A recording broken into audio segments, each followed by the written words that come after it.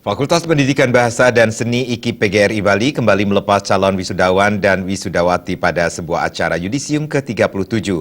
Pengelola IKI PGRI Bali berharap yudisiawan tidak hanya mencari pekerjaan, namun mampu membuka lapangan pekerjaan baru.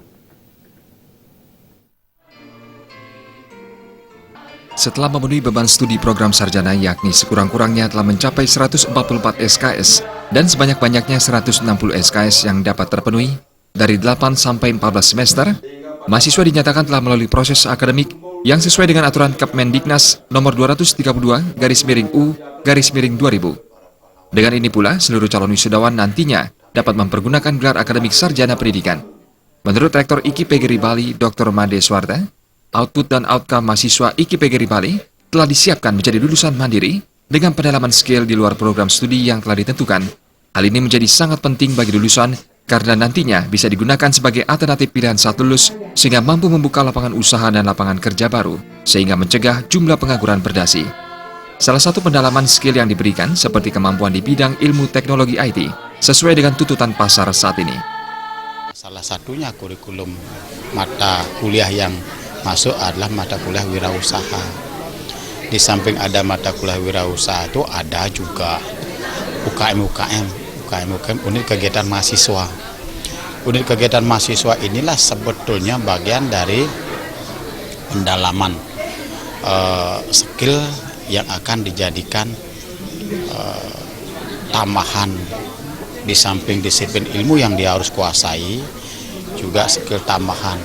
Nah, ini bagian dari bentuk antisipasi kami supaya tidak ada kesan menciptakan pengangguran yang berdasi, kan ada kesan seperti itu. Dekan Fakultas Pendidikan Bahasa dan Seni IKI PGRI Bali, Dr. Ketut Yarsama mengatakan, lulusan yang dilepas saat ini diharapkan tetap terus meningkatkan diri dan pengetahuan mengingat kemajuan zaman yang terus bertambah. Lulusan diharapkan tidak berpuas diri dan mampu mengaplikasikan ilmu yang telah diperoleh selama kuliah ke masyarakat luas.